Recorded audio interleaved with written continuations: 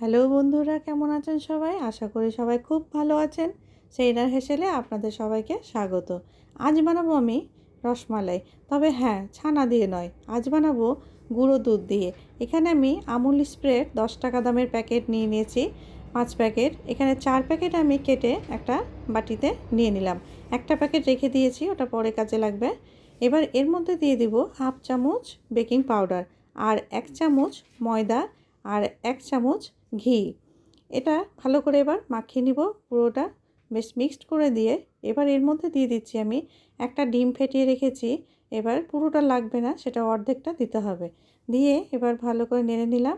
দেখুন এখন খুব চটচটে হয়ে থাকবে, তাই এটাকে আমি 10-15 মিনিটের জন্য রেস্টে রেখে দেব। 10-15 মিনিট পর এটি শক্ত হয়ে আসবে। দেখুন শক্ত হয়ে গেছে, আর হাতে লাগবে না। এবার এটাকে আমি নিয়ে অল্প অল্প করে নিয়ে গোল গোল করে মিষ্টির শেপ দিয়ে দিব। আপনারা এখানে গোল শেপও দিতে পারেন বা একটু লম্বা করেও দিতে পারেন, আপনারা নিজের ইচ্ছে মতো শেপটা দেবেন। আমি এখানে সবগুলোই গোল শেপ দিয়েছি। আর এগুলো ভালো করে এভাবে হাতে ঘুরিয়ে নিতে হবে, যাতে কোনো ফাটল না থাকে। সবগুলো মিষ্টি আমার এভাবে বানানো হয়ে গেছে। এবার এখানে আমি নিয়ে নিয়েছি 2 প্যাকেট লিকুইড দুধ। তার মধ্যে দিয়ে দিয়েছি 4টে এলাচ, আর সেই যে 1 প্যাকেট গুঁড়ো দুধ রেখেছিলাম সেটা আমি একটা কাপে গুলে এই দুধের মধ্যে দিয়ে দিলাম, যাতে দুধটা বেশ ঘন হয়ে যায়। আর দিয়ে দিব 4 চামচ চিনি। এখানে চিনিটা আমি 4 চামচ ব্যবহার করেছি। একটু মিষ্টি যে যেরকম খাবেন সেইভাবেই দেবেন। এবার ভালো করে আমি পুরোটা ফুটিয়ে নিচ্ছি। দুধটা যখন ভালো করে ফুটে আসলো, তখন আমি মিষ্টিগুলো আস্তে আস্তে করে দুধের মধ্যে ছেড়ে দিচ্ছি। দেখুন এরকম করে খুব সাবধানে দুধের মধ্যে দিয়ে দিতে হবে মিষ্টিগুলো। দুধের মধ্যে দেওয়াতেই মিষ্টিগুলো এবার ফুটতে দিতে হবে। 10-15 মিনিটের জন্য আমি একটু ঢাকা দিয়ে রেখে দেবো। গ্যাসের ফ্লেম বাড়িয়ে রাখবেন না, কম রাখবেন, এবং 10-15 মিনিটের জন্য ঢাকা দিয়ে এটা ফুটতে দেবেন।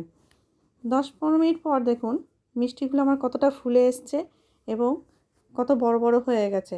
এই মিষ্টিগুলি আর চামচ দিয়ে নাড়তে যাবেন না, তাহলে এগুলো ভেঙে যাওয়ার সম্ভাবনা থাকে।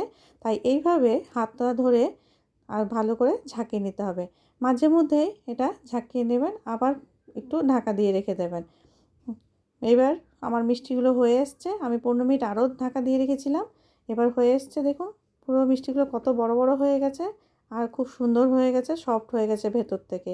এইভাবে মিষ্টি আপনারা অবশ্যই বানিয়ে দেখবেন, খুব ভালো লাগে, দারুণ লাগে।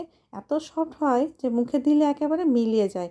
আপনারা অবশ্যই আমার রেসিপিটি ট্রাই করুন এবং আমাকে কমেন্ট বক্সে অবশ্যই জানাবেন কেমন হয়েছে মিষ্টিগুলো। এবং ভিডিওটি ভালো লাগলে আপনারা লাইক, শেয়ার, সাবস্ক্রাইব করতে ভুলবেন না। ভালো থাকবেন বন্ধুরা, সুস্থ থাকবেন, সবসময় এভাবে পাশে থাকবেন। ভিডিওটি দেখার জন্য সবাইকে ধন্যবাদ।